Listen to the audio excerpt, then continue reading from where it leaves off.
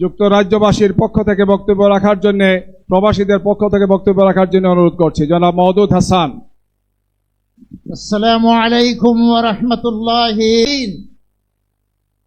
আল্লাহ রাব্বুল আলামিন আল কোরআনে বলেন, ওয়া'তাসিমু বিহাবলিল্লাহি জামিআন ওয়া লা তাফাররাকু ওয়াযকুরু নি'মাতাল্লাহি আলাইকুম ইয কুনতুম আ'দাআন ফাআল্লাফা বাইনা কুলুবিকুম ফাআসবাহতুম বিনি'মাতিহি ইখওয়ানা।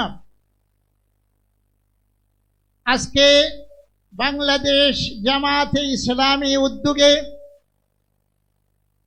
ঐতিহাসিক সোহরাওয়ার্দী উদ্যানে ঐতিহাসিক সমাবেশের সম্মানিত সভাপতি বাংলাদেশ জামাতে ইসলামীর আমির মুহতারাম ডাক্তার শফিকুর রহমান, জামায়াতে ইসলামীর কেন্দ্রীয় এবং স্থানীয় সকল নেতৃবৃন্দ, কর্মীবৃন্দ এবং অন্যান্য ইসলামী দল এবং জাতীয় দলসমূহের নেতৃবৃন্দ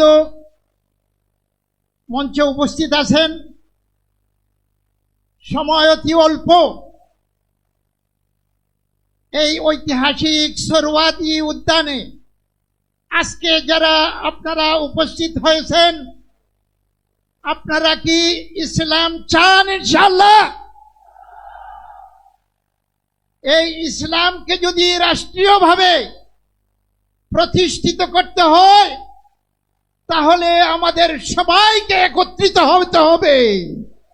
যেভাবে কোরআনে ঘোষণা করা হয়েছে, ওয়া'তাসিমু বিহাবলিল্লাহি জামিআন ওয়া লা তাফাররাকু, তোমরা আল্লাহর রজ্জুকে, আল্লাহর কোরআনকে সকলে শক্তভাবে ধারণ করো এবং পরস্পরে বিচ্ছিন্ন হয় না।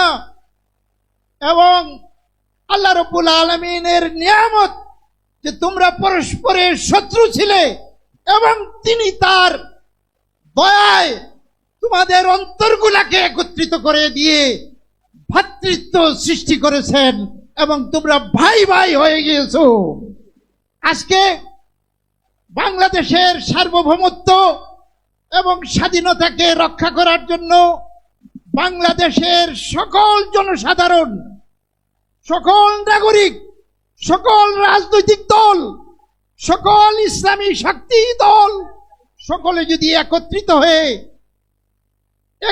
হয়ে যদি না চলেন তাহলে আমরা যারা লন্ডনে বসে থাকি, দেশের খবর নেই, আমরা শঙ্কিত যে দেশের স্বাধীনতা এবং সার্বভৌমত্ব এটা নষ্ট হতে পারে, বিলুপ্ত হতে পারে।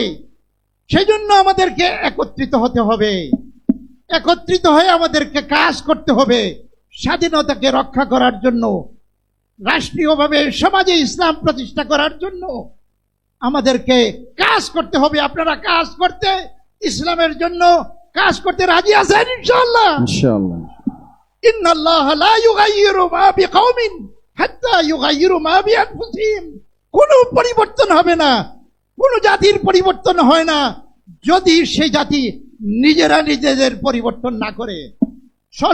সর্বশেষ দাবি, আমি যুক্তরাজ্য থেকে লন্ডনে বসবাস করি। আমরা প্রবাসে প্রায় 1.5 কোটি মানুষ বসবাস করি।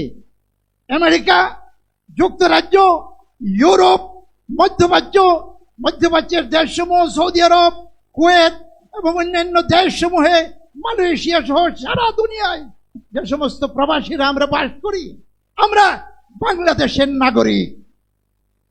সংবিধান আমাদেরকে এই দেশের নাগরিক হিসাবে স্বীকার করে। আমরা প্রবাসীরা এই দেশের অর্থনীতিকে সচল রেখেছি। আমাদেরকে বলা হয় রেমিটেন্স যোদ্ধা, এবং এই যোদ্ধাদেরকে যারা বিদেশ থেকে অর্থনীতি টাকা পয়সা পাঠিয়ে বাংলাদেশের অর্থনীতিকে সজাগ রেখেছেন, তাদের ভোটের অধিকার কোটির উপরে প্রবাসীদের পক্ষ থেকে আমি আজকের এই জাতীয় সমাবেশে দাবি জানাচ্ছি। আর বিলম্ব নয়, আর ওয়াদা নয়, এই বছর এই আগামী নির্বাচনে আমাদের ভোটের অধিকার প্রতিষ্ঠা করুন। আমরা আমাদের অধিকার অবশ্যই আমাদেরকে দিতে হবে। আমি সকলের পক্ষ থেকে আজকের এই জাতীয় সমাবেশে জামায়াতে ইসলামীর এই লক্ষ লক্ষ মানুষের সমাবেশে এই দাবি জানাচ্ছি। আপনারা এই দাবি সমর্থন করেন ইনশাআল্লাহ। ইনশাআল্লাহ এত মানুষের কথাকে ইনশাআল্লাহ আমরা বাস্তবায়িত আগামী নির্বাচনে দেখতে চাই। এই কথা বলে আমি এখানে কথা শেষ করছি। আসসালামু আলাইকুম ওয়া রাহমাতুল্লাহি ওয়া বারাকাতুহু।